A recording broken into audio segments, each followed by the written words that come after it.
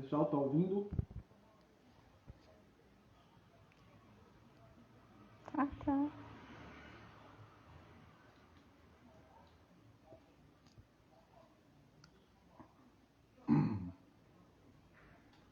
Vamos chamar o Dr. Gustavo, ele já está na espera aqui.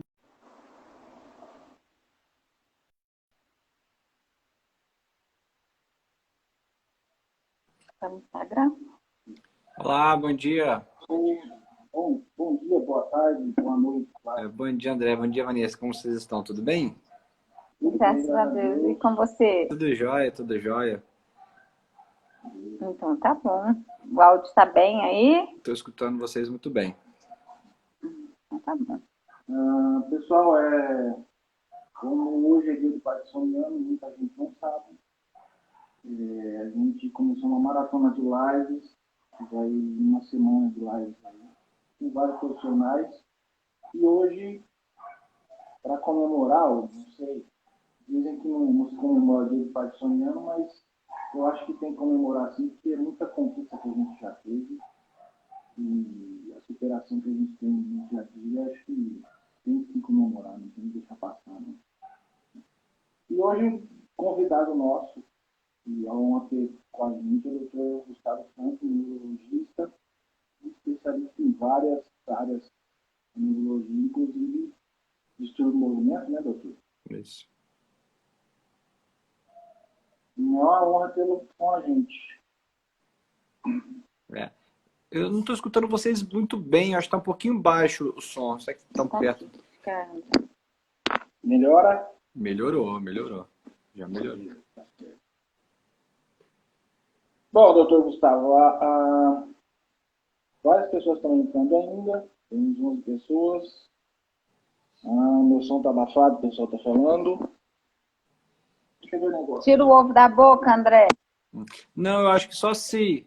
É porque eu acho que está mais perto da Vanessa ali. Se puxar na hora de falar para cada um, acho que vai ficar bom. Melhorou assim? Assim tá melhor. Dando eco, não, né? Não, acho que tá melhor assim. Então tranquilo. Sem Melhor fone. assim. Acho que tá melhor. Sim. Bom, a Vanessa vai conduzindo. Então, doutor, é um prazer imenso, é uma honra estar aqui com você, né? Tantas pessoas que eu já estou vendo que está aqui com a gente, que tem Parkinson, né? E você tem muito a contribuir com a gente. Hoje é um dia que se comemorar sim, né? É um dia de conquista, é um dia de luta pelo reconhecimento da causa, né? Do doente de Parkinson. E estimula a gente procurar levar mais informação, né? É uma doença que é pouco falada, né, doutor? Assim, e principalmente Parkinson precoce. Então, assim, há que se comemorar e há que se comemorar a superação, sim, nossa, de cada dia, né? Com certeza. Acho que é bem isso. Acho que a oportunidade de orientar todo mundo, né? Independentemente de comemorar, não se comemora ter um problema, uma doença, mas se orienta e tenta tirar as velhas chagas, os velhos estigmas, os velhos preconceitos, principalmente para aquele que sente alguma coisa, que percebe que tem alguma alteração no corpo, possa identificar e buscar auxílio desde o início. Então, acho que esse momento é para a gente orientar toda a população, porque a doença de Parkinson, ela é uma doença que ela é comum, principalmente na faixa etária após os 60 anos, e depois a doença de Alzheimer é a principal doença neurodegenerativa. Então, invariavelmente, todos que estão assistindo aqui, todo mundo, toda a população vai encontrar alguém na vida ou vai desenvolver doença de Parkinson, né? Além dos outros tipos de parkinsonismos atípicos. Então, a gente entende, obviamente, que muitas pessoas não conhecem, não são orientadas, mas eu acho que hoje é o dia, a oportunidade de a gente falar realmente sobre a doença, para que um dia, quando alguém tem algum sintoma, já perceba e já corra atrás para iniciar um tratamento adequado, né? Um diagnóstico e um tratamento adequado.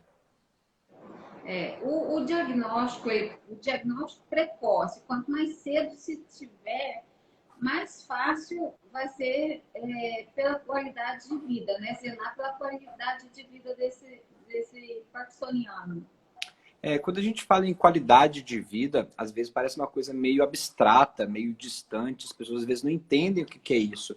E quando a gente começa a conversar com o paciente, a gente às vezes tenta fazer de uma maneira mais clara e ver que qualidade de vida é permitir ao paciente fazer aquilo que ele quer fazer diariamente, desde as coisas simples até as coisas mais complexas. As coisas simples, como lavar uma vasilha, às vezes tocar um violão quando convém, ou até mesmo as coisas mais complexas, mais elaboradas, a gente entende que a doença ela pode limitar, então ela pode dificultar em algum grau, dependendo da evolução, com toda certeza, alguma atividade. Então a gente espera que alguma outra atividade tenha uma dificuldade.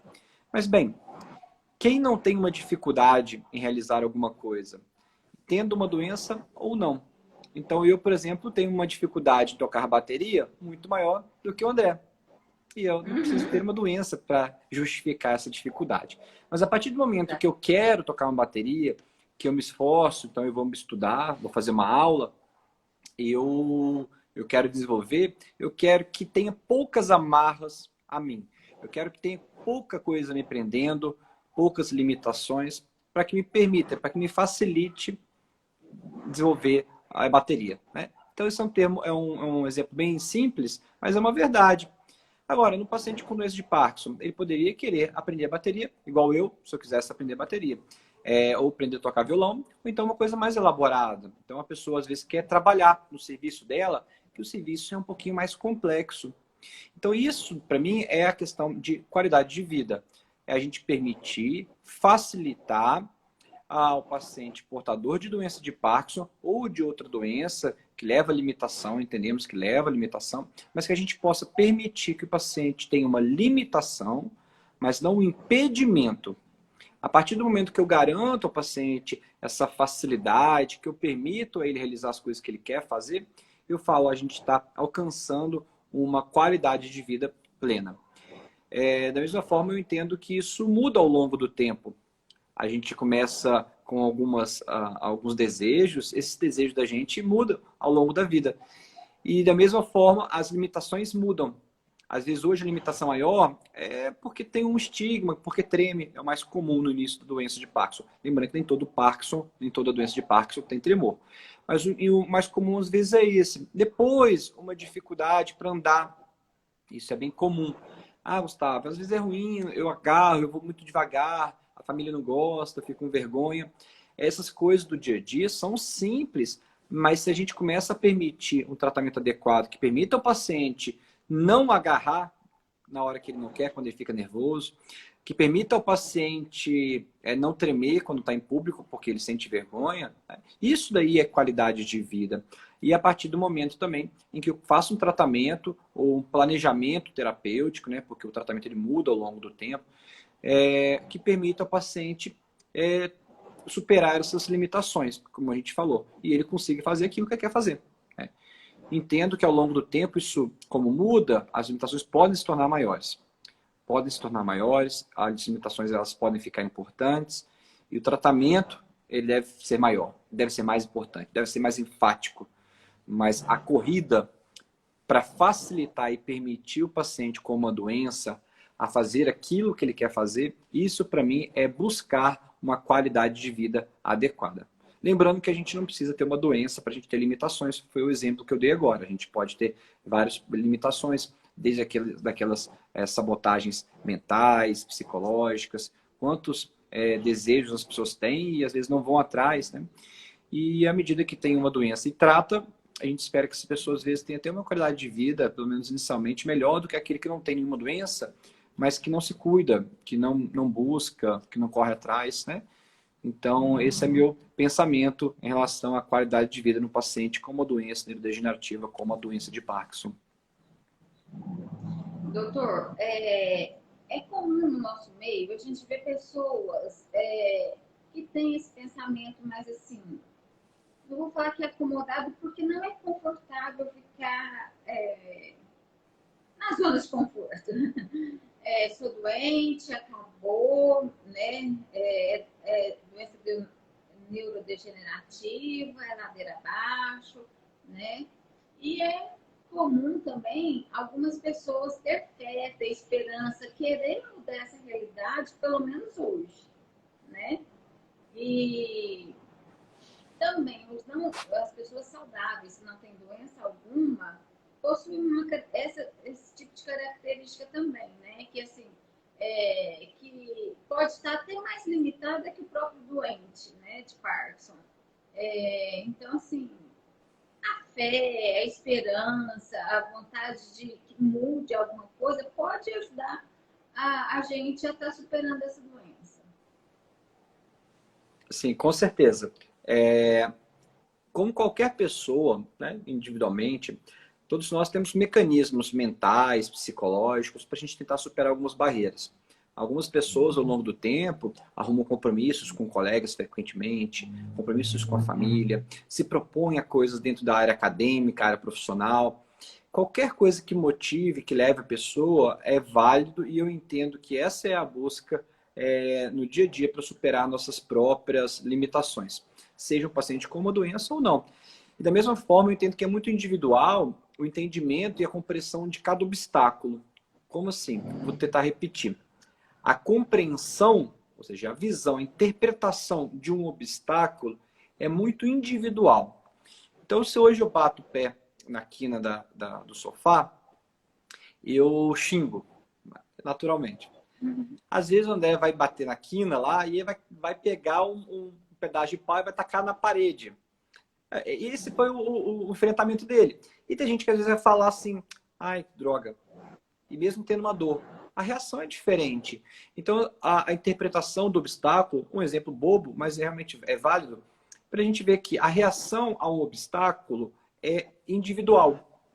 E da mesma forma, como seja com a doença, seja com outros obstáculos diários que a gente tem, outras questões, sejam familiares, profissionais, sempre vão existir. Como eu vou interpretar isso como obstáculo, a dimensão da importância que eu vou dar é minha, é individual. Então, quando o paciente tem uma doença de Parkinson, as pessoas têm reações muito diferentes, em geral, passando pelas fases relacionadas ao luto, barganha, aceitação, né? Isso é muito comum, então é normal, mas em geral a questão relacionada maior é essa, é muito individual. Da mesma forma, cada um deve buscar aquilo que acha dentro da própria formação, das coisas que aprendeu ao longo da vida. Deve tentar buscar superar esses obstáculos. Na doença de Parkinson em si, eu oriento que a superação do obstáculo envolve invariavelmente a gente tentar entender, compreender a situação, compreender as possíveis limitações para que a gente supere essas limitações, compreender os tratamentos possíveis e os tratamentos não possíveis, entender as armadilhas do próprio tratamento, entender que o tratamento não é só remédio, o tratamento ele envolve uma visão multidisciplinar, envolve uma visão com a fisioterapia, com a terapia ocupacional, né? Não só a medicina com o neurologista. Então, a compreensão, invariavelmente, para mim, passa por essa fase de superação do obstáculo da doença em si. Além disso, a gente realizar o tratamento adequado. Não adianta a gente entender que uma coisa é necessária e a gente não realizar aquilo que é necessário. Isso para tudo na vida, eu vivo falando. A gente tem enxaqueca e tem dor de cabeça quando tem enxaqueca. Então, quando come chocolate, tem dor de cabeça. Então, não come chocolate. Mas eu gosto muito de chocolate. Entenda, há limitações. Quem tem diabetes não deve comer doce. Quem tem pressão alta não deve comer sal. Tem limitações, sim. Na doença de Parkinson não é diferente. Essa limitação é um obstáculo completo à felicidade e à qualidade de vida? De modo algum. De modo algum. Então, da mesma forma que quem tem pressão alta deve ter alguma dieta mais restritiva, e isso não é um impedimento para a felicidade, na doença de Parkinson a gente tem algumas limitações que não devem servir de obstáculo para a felicidade ou para a qualidade de vida. Então, orientação, seguir o planejamento, seguir o tratamento em si, isso é muito importante, né? E ao longo do tempo, buscar a busca individual, né? Relacionada aos próprios desejos. Então, quem tem ambições profissionais, ambições acadêmicas, né? Que busquem, que não se limitem, que não sejam impedidos por uma doença. porque outras doenças vão vir para outras pessoas, ou às vezes mesmo para o paciente com doença de Parkinson. E se a cada obstáculo nos impedir, né, limitar, eu entendo que pode haver uma limitação, mas nos impedir, a gente não vai galgar nenhuma posição dentro daquilo que a gente considera como felicidade. Então, eu entendo dessa forma, né? Isso envolve a questão da fé, isso envolve a questão dos hábitos diários, né? Muito importante que às vezes as pessoas não tenham um aspecto religioso, não é um problema, outras pessoas têm, isso pode ser útil, mais ainda, as pessoas muitas vezes se enganam, frequentemente se auto-sabotam, como eu digo, e vivem com maus hábitos diários, não só na doença de Parkinson, vivem com maus hábitos, então assim, tem pouco tempo útil, e o tempo útil que tem poderia estar fazendo coisas para o crescimento pessoal, né? Não só em relação à leitura, mas cercando de coisas que sejam úteis, e às vezes não, se prendem em ciclos viciosos, né? De coisas inúteis, com hábitos ruins, que não levam a lugar nenhum, cercam de pessoas que às vezes também não agregam. É importante identificar isso, eu veria dessa forma. E ao longo do tempo, o tratamento todo, com essa visão ampla, individual, claro, cada um tem uma interpretação do obstáculo, mas com toda certeza acho que tende a levar a pessoa que observa, que se enxerga dessa forma, a uma qualidade de vida, a uma felicidade um pouco mais plena.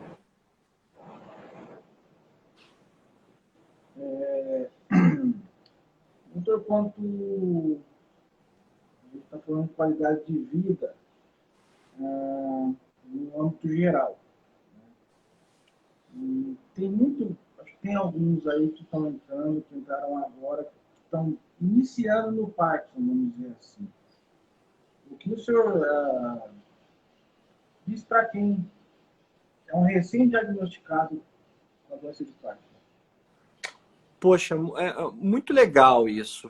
Veja, quando a gente tem uma doença, seja ela uma coisa mais simples, mas quando a gente entende que é uma doença crônica, degenerativa, a gente tem o primeiro baque, o susto, e a gente entra numa fase do luto de fato. Não é pecado a gente ficar triste, a gente ficar bravo, e quando vem alguém falar pra gente assim, não, mas você vai superar, às vezes a pessoa não está naquela fase, entenda, não há problema, não há problema. A gente passa pelas questões, por essas fases. O luto quase sempre é necessário, de fato. Então, assim, a gente fica bravo. E às vezes a gente tenta negociar com o médico. Fala, não, será que não pode ser outra coisa? Será que não é isso? Né? Então, essas fases do luto, elas realmente, até a aceitação, elas variam, mas sempre existem, sempre passam. Entendo o paciente que acabou de ter uma doença, que é normal ficar triste, é normal ficar bravo, é normal tentar achar outras explicações, mas como tudo na vida, a gente deve seguir um caminho, uma direção bem guiada. Quando eu quero comer pão, eu vou na padaria. Quando eu quero carne, eu vou no açougue. Então, quando eu quero um tratamento, quando eu tenho uma doença, um sintoma, eu vou no médico. O que eu posso fazer eu vou no médico especialista se eu tenho uma doença neurológica. Perfeito. Mas a gente não vai no açougue comprar pão. Da mesma forma, a gente não deve seguir as recomendações do açougue quando eles falarem qual pão é melhor. Não, no açougue a gente segue as orientações da carne. Então, só no açougue ele entende de carne. Então, quando eu tenho um problema neurológico, seguir pelo neurologista. Não é pecado a gente duvidar. Não é pecado a gente buscar outras opiniões, outros tipos de tratamento. Não é pecado. Mas entenda, a gente compra pão na padaria. Olha, tem uma direção com médico especialista, ótimo, ele vai ajudar a superar essas limitações. Então não tenha dúvida.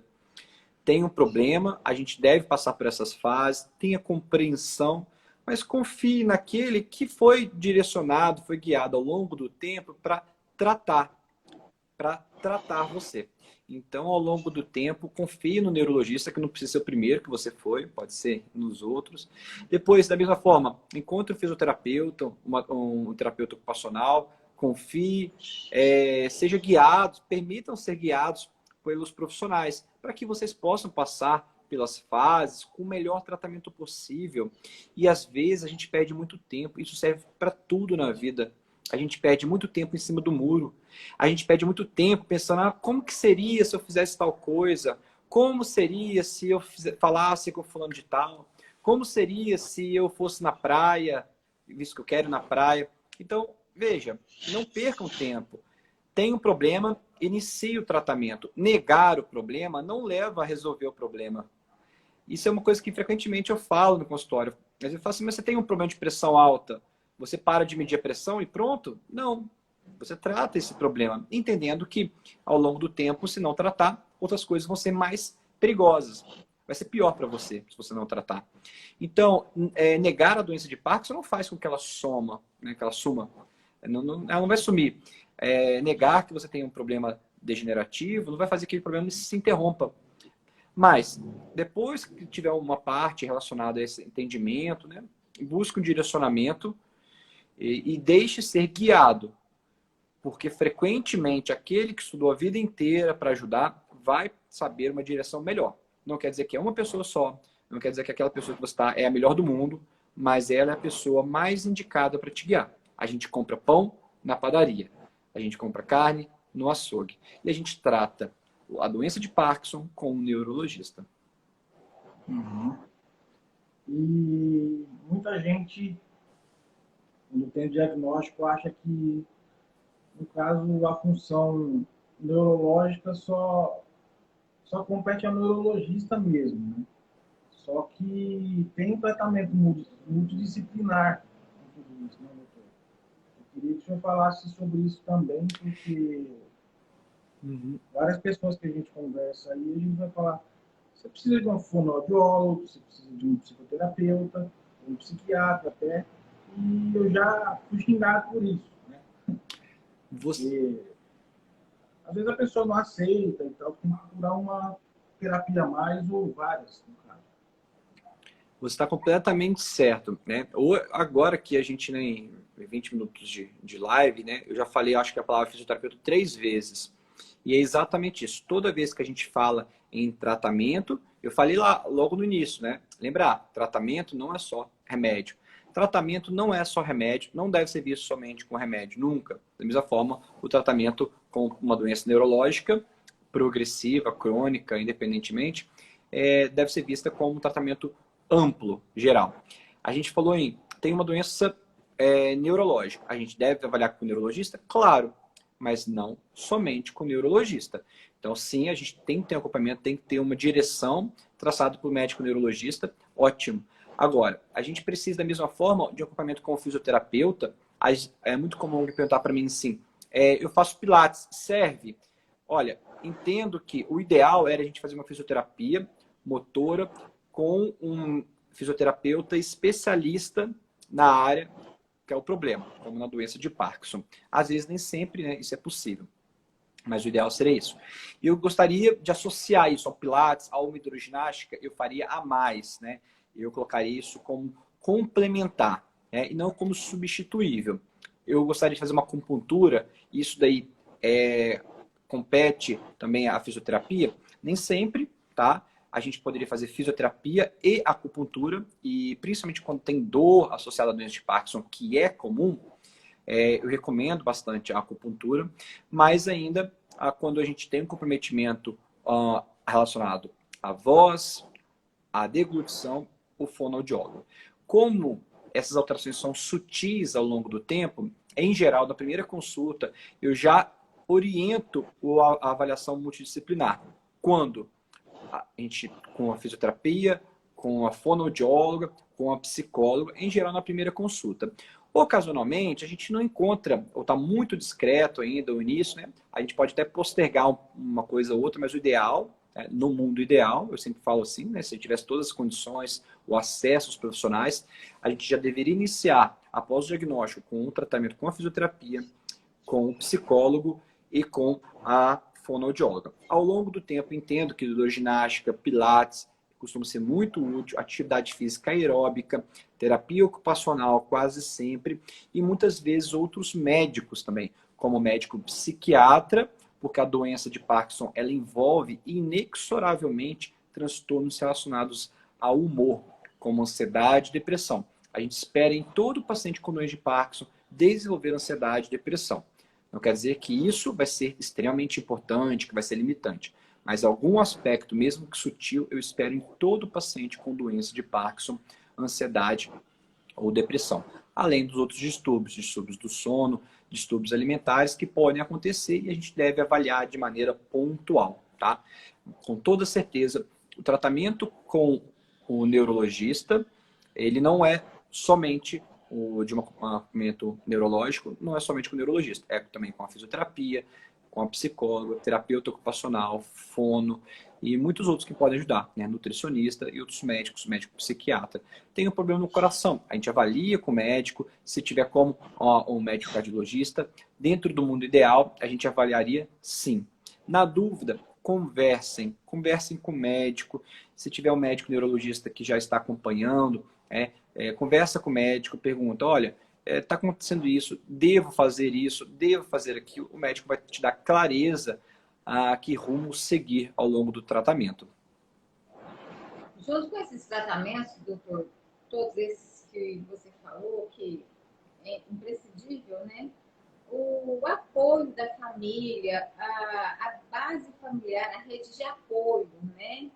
É muito importante também, né? Eles precisam também de um apoio, eles precisam entender, vão passar por um momento de luto, sim, também, né? Mas é fundamental a superação deles também, né? Até comentaram aqui, agora há pouco, sobre essa questão da família. É muito importante entender que o paciente ele nunca fica doente sozinho. O paciente com doença de Parkinson, ao longo do tempo, ele pode evoluir de maneiras, ao longo do tempo, eu digo, às vezes 10, 20 anos de doença,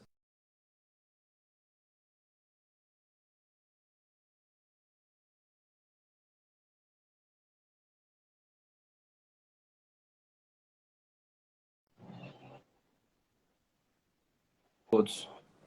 Voltou? Tinha agarrado um pouco? É normal. Ah, tá, foi só a imagem então. Então, ao longo do tempo, a gente costuma ter alterações que podem ser muito importantes. E essas alterações relacionadas aos sintomas da doença de Parkinson podem ser realmente limitantes. Então, inicialmente, a gente não espera isso, mas ao longo do tempo a gente pode ter. Não quer dizer que a pessoa vai ter uma limitação plena. Mas, uma vez que eu posso ter uma dificuldade, por exemplo, para dirigir, em algum momento eu posso ter um impedimento, falando não é possível mais dirigir. Às vezes, ao longo do tempo, a gente pode ter uma alteração, uma limitação para os cuidados pessoais. Mais importante, se tiver um acometimento cognitivo, ou seja, de memória, evoluindo com quadro demencial, que isso pode acontecer, pode, não quer dizer que vai, na doença de Parkinson, depois de muito tempo, às vezes 20 anos de doença, o paciente vai se apresentar com uma dependência parcial, pelo menos inicialmente, para as atividades diárias. Nesse momento, a carga de trabalho do cuidador é maior ainda. Então, em geral, o tratamento é complexo, envolve múltiplas especialidades. Na neurologia, o medicamento, né, a medicação em geral, são múltiplas. Então, muitos medicamentos. Eu tenho paciente que usa 20 remédios diferentes só para o manejo da doença de Parkinson. Então, entender que cada um vai ter um horário, isso é difícil. Então, a presença do cuidador é importante. Se eu tiver isso sob uma figura de um familiar ou vários, que era o ideal, para auxiliar a medicação, para auxiliar o dia a dia, as tarefas, isso vai dar para o paciente não só, obviamente, o conforto, mas também a confiança de saber que está indo no caminho certo, de que tem alguém que apoia e que fala, não, realmente é isso. Veja, a gente falou agora que o paciente passa por várias fases de aceitação, pelo luto, pela dúvida, né, pela troca, pela barganha, até encontrar aceitação. Imagina a gente fazer isso sozinho. E quando a gente fala sozinho, não é sem amigos ou sem uma esposa, é sem uma família para falar, realmente isso está certo, realmente esse é o caminho. Igual tudo na vida, se a gente tiver um apoio, a gente vai ser capaz de, primeiro, de entender mais rapidamente, de aceitar mais rapidamente e de seguir aquele caminho mais rapidamente. E como a gente falou, se a gente aguarda, se a gente espera, se a gente fica em cima do muro, fatalmente a gente perde tempo. Isso serve na doença de Parkinson, serve para todos os aspectos da vida. Então, é muito importante que o familiar ajude a entender, busque, né? Obviamente que eu tenho um lado, né, que é o contrário, que o familiar, ele fala assim, vi um novo remédio na internet, vi um novo... Isso não é ruim. Só que o paciente tem que filtrar aquilo e levar o médico ou às vezes até mesmo com o próprio cuidador, o próprio familiar, né? Olha, falaram comigo desse remédio.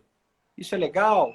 Porque senão a gente começa a enveredar por áreas sem fim, né? A todo momento tem um boato, a todo momento tem um remédio dito milagroso para a doença de Parkinson ou para outras doenças. Massa. E uma outra coisa, a gente sempre ouve aí, ouve ver nas redes sociais, nos grupos, que remédio que você está usando?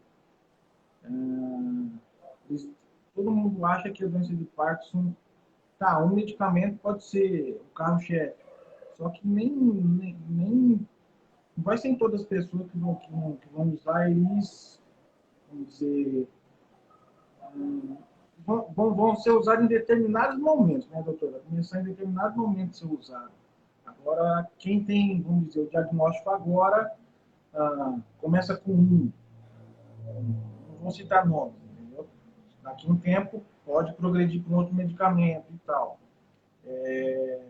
Eu queria que o senhor falasse sobre isso para as pessoas que estão aí mais, vamos dizer, nos casos de Parkinson precoce que estão tendo diagnóstico agora. Porque é muito perguntado isso. Que remédio que você está tomando? Pô, mas começa com tal, por que você está tomando esse? Parece que fica trocando figurinha, né? E é muito sério isso, né? É muito sério. É importante entender, assim, a doença de Parkinson ela envolve a falta de uma substância chamada dopamina. Por quê? Porque morre neurônio que produz dopamina. Então, a doença, se falta dopamina, a medicação ela é a base de dopamina.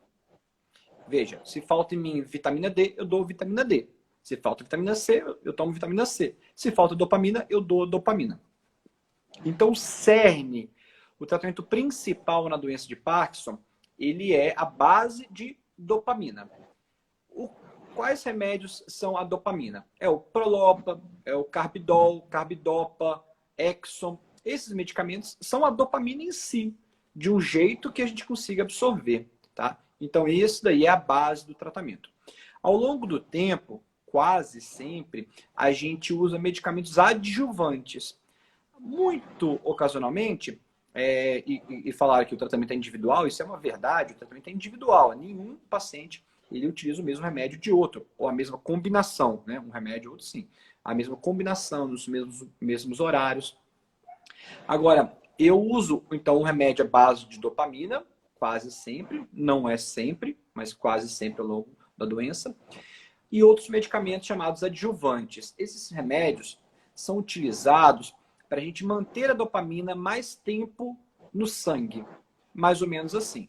Que são os remédios como Pramipexol, Cifrol, Pisa, Minerge, Entacapone, Contam, Azilect, que é a Razagilina. Esses medicamentos, eles são para tentar aumentar o nível da dopamina.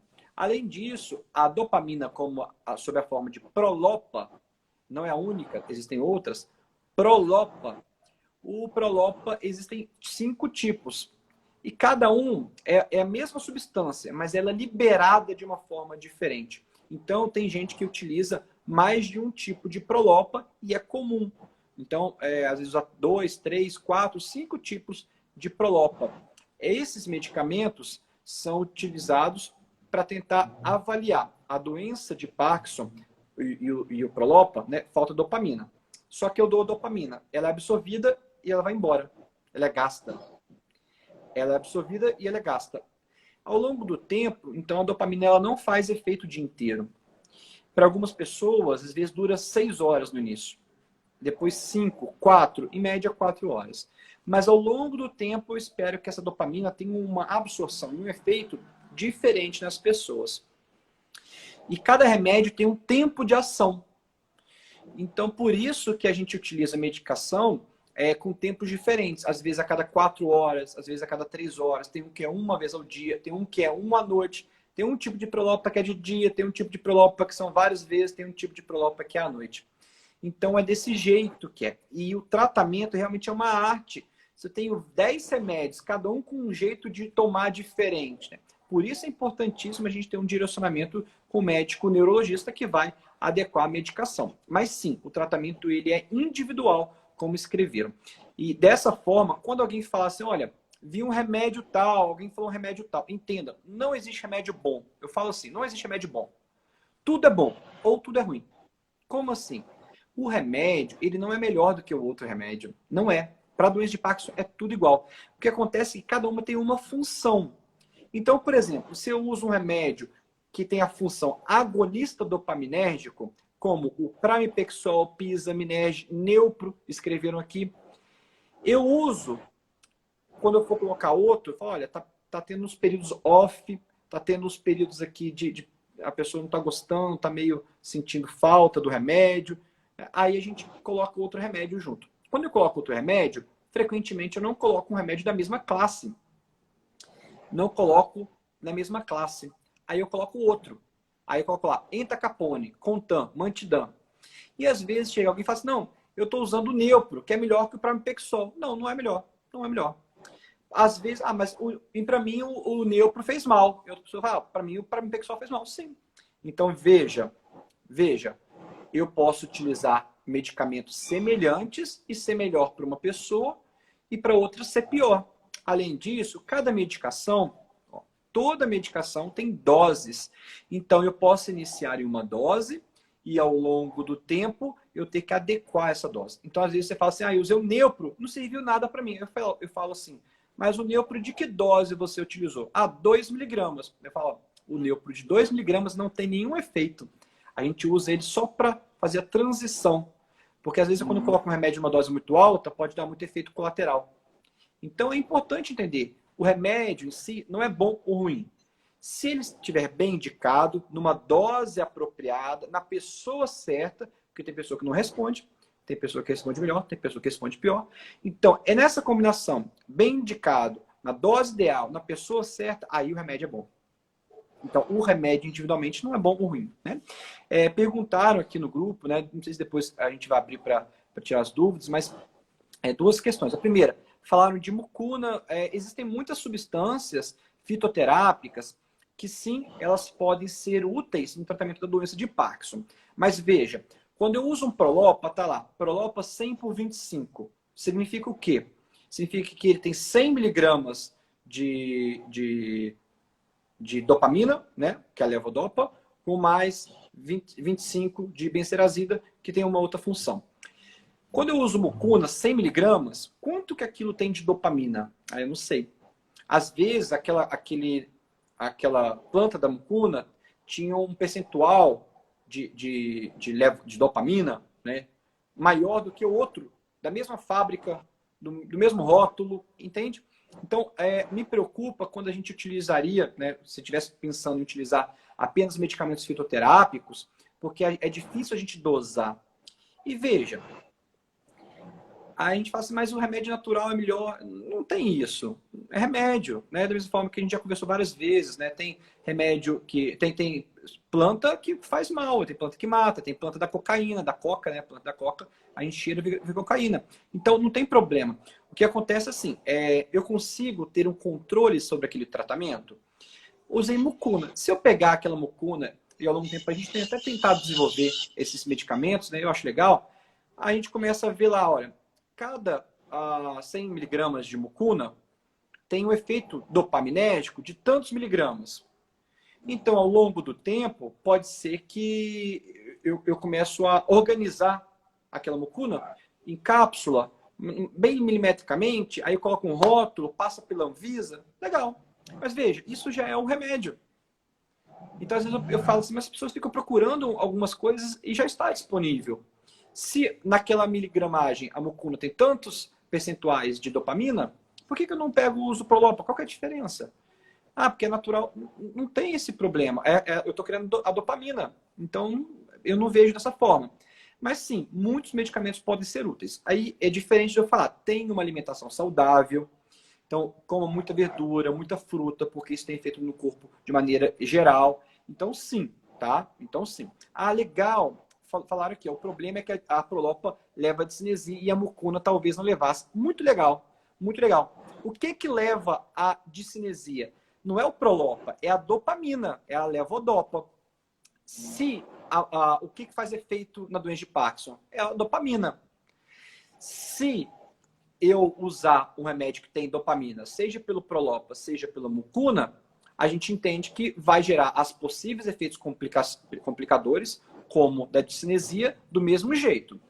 Se eu tiver uma medicação para estimular a minha dopamina, enquanto eu tenho neurônios dopaminérgicos, tudo bem. Mas a gente vai entrar sempre nessa questão, tá? Lembrando que a discinesia é uma complicação do uso prolongado da dopamina, sim. Isso acontece em todo mundo.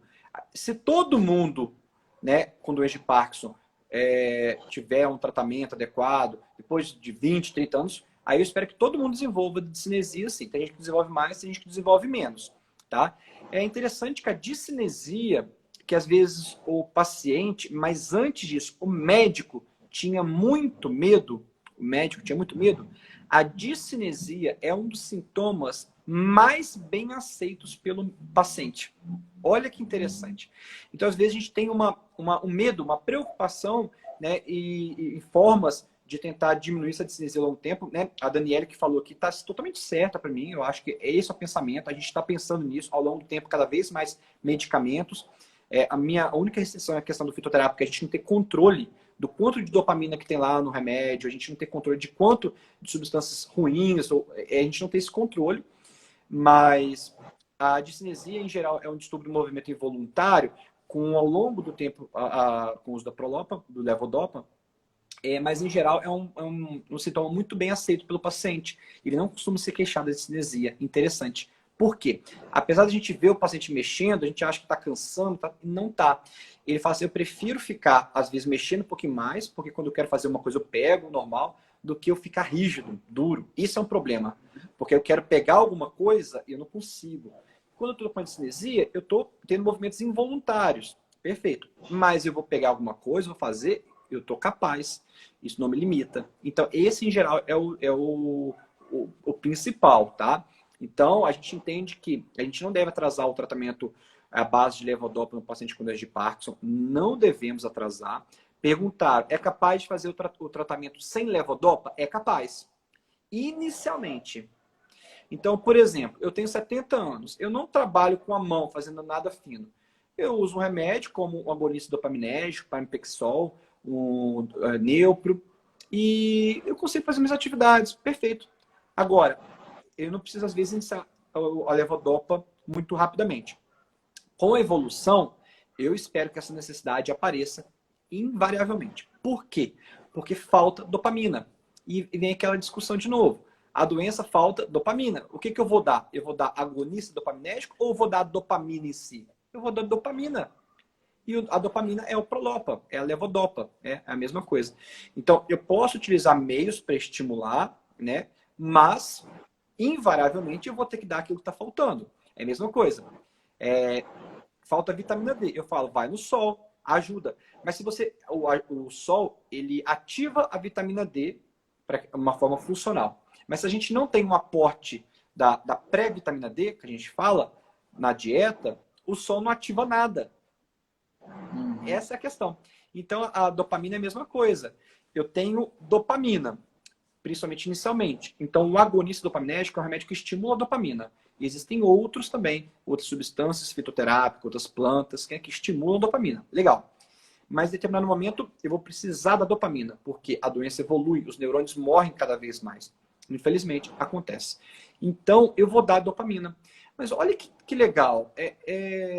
Eu tenho uma substância que ela é capaz de ser substituída. Então, eu dou remédio. Até a década de 60, a gente não tinha isso. Isso era realmente uma complicação. Mas eu sou capaz de repor aquela substância. Então, vamos repor.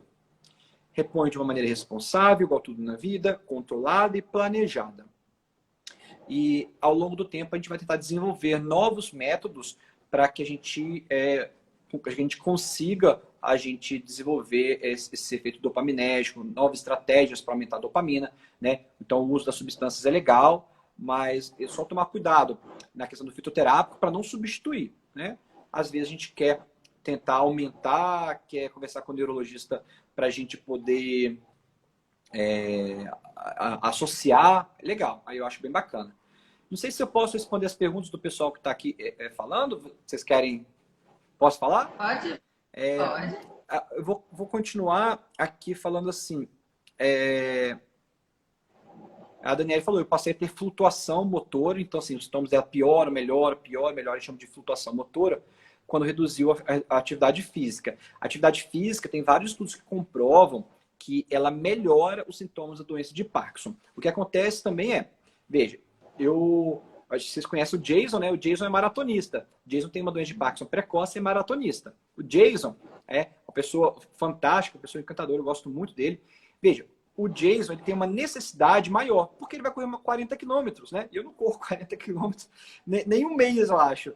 Aí ele vai correr 40 quilômetros, então eu preciso dar uma carga de dopamina maior. Então ele pode perceber ao longo do tempo mais efeitos da falta de dopamina, porque tem uma necessidade dopaminérgica maior. Perfeito. Mas se ele fizer atividade física em relação àquele que não faz, ao longo do tempo, os sintomas da doença de Parkinson são mais percebíveis, são mais perceptivos na pessoa que não faz atividade física. Isso é comprovado, tá bom? Então, a atividade física é altamente recomendada, fora a questão cardiopulmonar e a fadiga, que são sintomas que realmente podem impactar o paciente com doença de Parkinson, a falta de preparo físico, tá? A neuroplasticidade, que a Daniela está participando aqui, agradeço muito, ela falou, então, assim, primeiro, a neuroplasticidade não é realizada somente com remédio, a gente entende que hoje nenhum remédio tem um fator neuroprotetor. Mas a gente entende que várias atividades, até mesmo atividade física, elas fazem com que os neurônios, que não eram para estar exatamente associados à doença em si, ajudam as outras partes cerebrais. Como que a gente desenvolve a neuroplasticidade? É através realmente do estímulo. Então, como que eu desenvolvo a neuroplasticidade para o paciente com doença de Alzheimer? É com estímulo de acadêmico, então com escolaridade? Olha que interessante. Hoje sabe-se que a doença de Alzheimer, ela acontece mais em quem tem menor escolaridade. Então, quanto maior a escolaridade, maior o nível de estudo, dá menos doença de Alzheimer. É um fator protetor.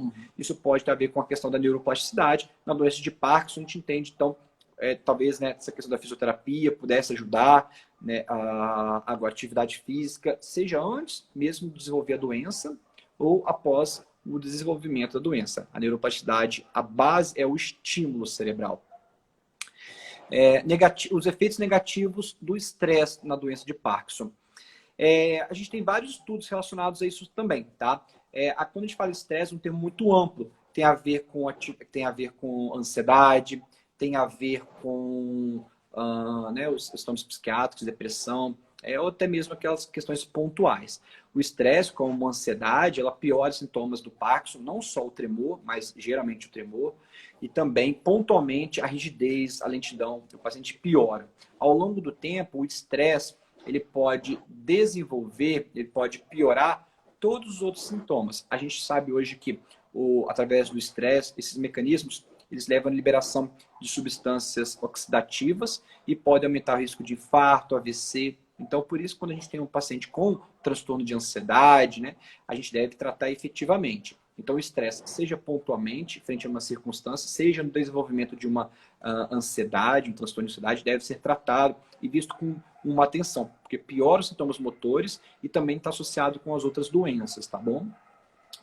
A última pergunta que eu peguei aqui só para tirar a dúvida, a apomorfina. A apomorfina, para os pacientes que têm doença de Parkinson um pouco mais moderada ou avançada, devem ter ouvido a falar. Inicialmente não, porque no início ela não é muito útil. O que acontece? A gente está tentando há muito tempo, né, a medicina, a desenvolver técnicas que a gente consiga manter a dopamina o mais tempo possível certinha. Porque eu tomo remédio, a dopamina faz assim, ela sobe, depois ela baixa. Aí eu tomo de novo, ela sobe, depois ela baixa. Por isso que os sintomas flutuam.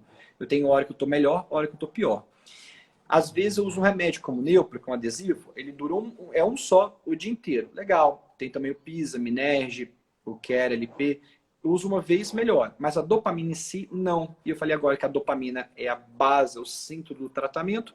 Então, a gente tenta várias técnicas para a gente tentar estimular a dopamina de uma maneira contínua.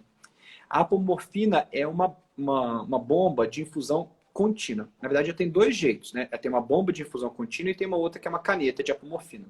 O objetivo disso é a gente tentar melhorar esse nível de dopamina, evitar que fique tão flutuante, fique mais assim.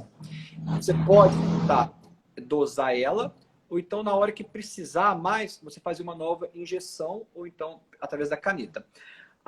Então, assim, a gente entende que a apomorfina é um dos tratamentos mais modernos, é muito útil no paciente, só que tem um único problema, ela não está disponível no Brasil e não deve vir para o Brasil. Por quê? Porque é cara, tá?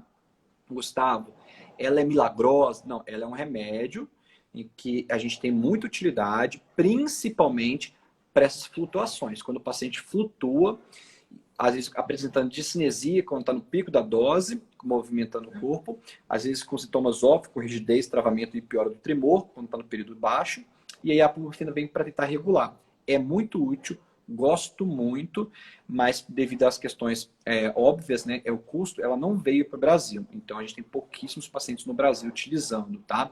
Mas seria um medicamento muito útil. Ela não substitui outras terapias. Então, o paciente tem indicação de cirurgia, por exemplo, deve fazer cirurgia. A gente não deve utilizar um remédio para evitar a cirurgia. Isso não. Se o paciente tem indicação para cirurgia, tem. O paciente não pode fazer cirurgia por vários motivos. A apomorfina está tendo flutuação, vou usar a apomorfina, ótimo, tá?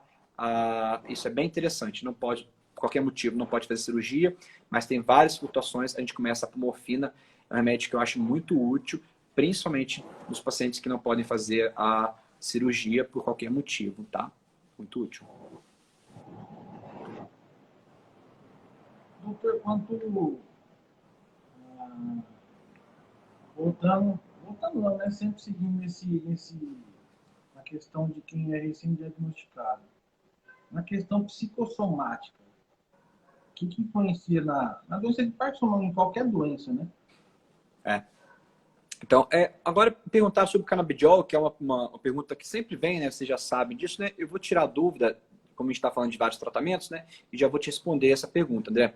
O canabidiol é um remédio muito utilizado agora, está cada vez mais sendo utilizado, tanto na doença de Parkinson como na doença de Alzheimer. O canabidiol, ele atua em receptores endocannabinoides. Esses receptores são úteis, né? Eles têm várias funções. A gente sabe que eles atuam no sono, atuam nos transtornos do humor, ansiedade, depressão. Eles atuam no alimento, na saciação, na saciedade, na náusea. Tem muitas utilidades. Só que ele não atua no receptor dopaminérgico. Olha que interessante. A gente está falando de dopamina o tempo todo. A gente não falou ainda de receptor endocannabinoide. Então a gente entende que o canabidiol ele é muito útil em vários sintomas não motores da doença de Parkinson e em alguns sintomas motores, como tremor, eu também tenho uma boa experiência. Mas ele não atua no processo da doença. Se hoje eu tenho uma doença, em 10 anos ela vai evoluir dessa maneira, usando canabidiol ou não, vai evoluir do mesmo jeito. Isso é importante porque eu tenho visto muitas pessoas advogando que poderia curar, que poderia impedir a progressão, né? E isso não existe, tá? E não existe sequer essa possibilidade, tá? Eu falo de maneira bem clara. Por quê? Porque ele não atua no processo da doença. Ah, Gustavo, mas não pode, né? Eu sempre falo, se a gente for basear no que pode, né, nessas premissas, assim, vai que, a gente usaria qualquer coisa que a gente visse pelo WhatsApp. E muitas vezes a pessoa que fizesse isso iria morrer antes do que quem não fizesse nada. Então, veja, muita calma. Canabidiol é útil? Muito útil. Eu tenho vários pacientes utilizando. Quando, principalmente, em geral, quando o paciente tem mais do que 5 anos de doença, que começa a ter um desenvolvimento de alguns sintomas comportamentais, de sono, às vezes ansiedade, esses pacientes realmente são úteis. A gente tem visto uns pacientes que melhoram até discinesia, tá? Eu acho que pode ser útil, sim. Então, veja, são para alguns sintomas da doença. Tenho uma doença agora, vou usar canabidiol porque vai evitar a progressão. Isso não existe. Isso não é possível, tá? Então, eu tenho alguns sintomas, vou conversar com o meu médico. Olha, você acha que esse sintoma, o canabidiol, iria ajudar? Acho que sim. O canabidiol sem THC. O THC, a depender das doses, pode ser maléfico para o paciente com doença de Parkinson, principalmente aquele avançado. O canabidiol puro pode ser útil. Vou conversar, vamos. Ah, não deu certo, não gostei. Beleza, principalmente porque é um remédio caro, tá bom? Caro. Se fosse um remédio realmente revolucionário, milagroso, eu falaria, esse remédio que eu acho que é... Mas não. De todo modo, eu acho que tem muitas utilidades. Eu acho que vai aumentar ainda, a gente vai usar cada vez mais ao longo do tempo. Porém, a gente tem que entender a expectativa. Para que serve? Vai servir para esse sintoma, para aquele sintoma, às vezes para outros sintomas. Ah, vai curar a doença? Não, isso não. À medida que eu não tenho uma expectativa irreal, eu não tenho uma expectativa falsa, eu não vou ficar frustrado, porque isso é importante. A gente começa a usar remédio, nada funciona. Aí eu vou ver, mas quais remédios utilizaram? E é muito comum o paciente chegar usando canabidiol no consultório. E eu falo assim, mas você está usando canabidiol, mas você não está usando, às vezes, levodopa? Não, porque eu ouvi falar, não faz sentido. A levodopa é o centro. Às vezes, um outro remédio por um tempo, a gente falou sobre isso, mas não faz sentido você usar o principal e sob essa égide, né, essa máscara de é natural. Isso não importa. É remédio. Ah, é gostado natural. A gente vive falando, né? A cocaína vem da planta de coca. Se a gente fizer um mau uso, né? O crack vem da cocaína. Então, se a gente fizer um mau uso de uma substância, ela pode virar veneno. Então, não é questão de ser boa, ruim, natural ou não natural, né? É como é utilizada. E o canabidiol pode ser muito útil para vários sintomas. É importante entender para que serve, tá? Eu tenho muitos pacientes utilizando e tem outros que eu não vejo indicação, que às vezes até me pedem e falam, não acho que não vai ajudar, né? Então, eu sou bem tranquilo. Em relação à questão... O canabidiol pode ser maléfico? Pode prejudicar também, não? Oi? Repete para mim, por favor. O canabidiol pode prejudicar ou não? Ah, legal. Isso é uma pergunta muito boa. Todo remédio mal indicado, ele tem mais malefícios do que benefícios. Todos. Gustavo, eu vou usar canabidiol. Eu falo assim, mas por quê? Ah, porque eu quero. Tudo bem. Aí a gente começa a ter efeitos colaterais. Se não tem uma indicação boa, precisa, a gente falou agora, não existe remédio bom e remédio ruim. Existe remédio que está bem indicado, na dose correta e no paciente certo.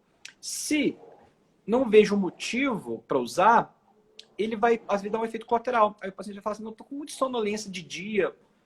Mas está usando um remédio que às vezes é desnecessário. Isso não serve só para o canabidiol, para qualquer coisa. Então, entender assim, tá na indicação correta. A gente tem esses sintomas que vai ser útil. Tem aqueles outros, está no momento certo. A dose, e depende também da dose. E o canabidiol tem um outro problema, é que a gente ainda não tem uma regularização. Então, chega um paciente usando um canabidiol com uma concentração e que às vezes não tem rótulo. Eu tenho paciente que comprou no Mercado Livre um negócio sem rótulo, nem sabe o que tem lá dentro. Então, isso é um absurdo, gente. Não pode. Cuidado para vocês não se exporem. Então, sim, eu acho que pode ter malefícios. Só pode ter malefícios graves? Não espero grandes coisas. Principalmente a gente usar doses pequenas, sendo bem orientado, bem assim, como qualquer remédio. Mas se eu não tenho um benefício claro, qualquer malefício já superou. Olha o pensamento. Tudo tem efeito colateral e benefício. Benefício e malefício. Tudo na vida. Se o benefício não existe, qualquer malefíciozinho superou. Entendeu? Então, mas tem que conversar para a gente ver com o neurologista. Como eu falei, tem muitas indicações do canabidiol. Eu tenho muitos pacientes usando, infinitos, tá? Então, não tô falando que é ruim, que é bom. Tô falando para a gente saber quando usar e conversar com o médico para a gente usar direito. Senão a gente tem uma expectativa alta, a gente cai do cavalo achando que o médico ia fazer alguma coisa que ele não faz, tá bom? O vinho, às vezes estou travado, após tomar prolopa e 3 dedinhos de vinho me soltam. É legal essa. Então, o álcool ele tem efeito relaxante muscular, tá? Se você gosta de vinho, Daniele, tome o vinho. Eu quero que você tenha uma vida normal, como médico neurologista. Se você gosta de vinho, tome vinho. Agora, altas concentrações de álcool podem ser maléficas para qualquer pessoa. A doença de Parkinson não é diferente. Muitos medicamentos podem ter alteração. Se for pequenas doses, tá? Mas agora essa questão do relaxamento, isso pode acontecer simplesmente pelo álcool em si, tendo doença ou não, tá bom? Use o vinho com moderação. Agora, respondendo ao André, a questão da questão psicossomática, com toda certeza, tá? Influencia muito os transtornos relacionados à ansiedade, depressão, e toda a questão psicológica influencia. Essa influência, ela também, olha que interessante, ela também é física. Então, eu tenho manifestação física da ansiedade, manifestação física da depressão. Eu como mais, eu tremo, às vezes tenho falta de ar, palpitação. Então, os sintomas que a gente chamava de psicossomáticos, a gente tem que falar funcional, não importa, esses sintomas, eles influenciam fisicamente, seja o paciente com doença de Parkinson, seja o paciente com qualquer outra doença. Então, a gente deve tratar de uma maneira enfática. Se tem um comprometimento psiquiátrico de qualquer função, mesmo que sutil, tratemos. Tá? Muitos sintomas da doença de Parkinson começam a ser tratados e, ao longo do tempo, dão maior qualidade de vida. Por quê? Eu tenho vários sintomas da doença de Parkinson. Opa, tratei esse daqui. Ah, putz, é até legal, porque agora eu não tenho aquele problema. Legal, tratei esse outro. Ah, legal, porque agora eu também... No final, quando a gente trata, olhando para todos esses aspectos, às vezes com vários médicos, frequentemente com vários profissionais, o resultado vai ser o quê? Um paciente com menor carga de sintoma, menor nível de sintomas parkinsonianos, ansiosos, depressivos e assim por diante. Então, tratemos tudo à medida que surja. Perguntaram sobre a fadiga. O porquê da fadiga? Eu sou uma vítima, senhor, da fadiga. A fadiga, primeiro, ela poderia existir também em todo paciente, tá? Principalmente se não tivesse uma capacidade cardiopulmonar. Veja, ao longo do tempo, o músculo que não é exercitado se atrofia. O músculo que não é exercitado se atrofia. Então, a atividade física é recomendada para todo mundo. No paciente que tem uma doença que leva a rigidez, travamento, é mais ou menos assim. Você vai fazer um exercício, um movimento simples, pegar uma água com um copo, é como se você tivesse 20 quilos a mais no seu braço. Né? O tempo todo com aquela questão, né? Tudo é mais difícil, porque mais rígido, mais travado, tudo é mais lento, tudo é mais forte, tudo demanda, é necessário mais esforço. Então a fadiga poderia ser explicada por isso mesmo. Só que a gente sabe que além da capacidade cardiopulmonar, ou seja, o paciente que não faz atividade física, né, ao longo do tempo tende a perder massa muscular, tende a perder preparo cardiopulmonar e já se sentir mais fadigado. A doença tem sintomas relacionados à rigidez e lentidão no movimento que fazem com que o paciente se esforce mais para fazer um movimento às vezes simples. Além disso, a gente sabe que a dopamina, ela tem efeitos relacionados a cansaço, fadiga e disposição.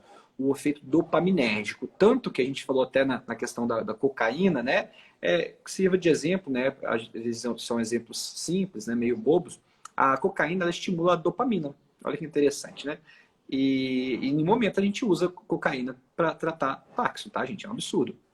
Mas ela estimula, eleva os níveis dopaminérgicos. Qual que é o efeito nisso daí? O paciente, ele vai se sentir mais animado, mais bem disposto, hiper eufórico, hiper feliz, achando que nada na vida vai dar errado. Isso é o efeito da cocaína, tá bom? Então, esse efeito é dopaminérgico. Então, tem efeitos no sistema límbico relacionados às emoções. Então, a gente entende também que a dopamina, no paciente com doença de Parkinson, ele também afeta as emoções, porque afeta o sistema límbico, a fadiga, cansaço, tudo isso. Então, a gente tem esses três, pelo menos, causas relacionadas à fadiga, né? Então, tem a própria dopamina em si, que ela está envolvida nos processos emocionais, processos límbicos relacionados ao comportamento, ao ânimo, à euforia, e também a questão cardiopulmonar e a questão do sintoma rígido acinético da doença, tá bom? Perguntaram aqui cirurgia por ultrassom DBS. Não sei se eu posso responder essa daqui. Ultrassom é também uma técnica moderna e que eu entendo que vai ser aprimorada, tá? Vai ser aprimorada. Por quê? O ultrassom é uma coisa que até então a gente está estudando assim, uma frequência de ultrassom que a gente vai colocar na cabeça mais ou menos, e a gente vai tentar fazer duas coisas, ou uma estimulação ou uma ablação. Como assim?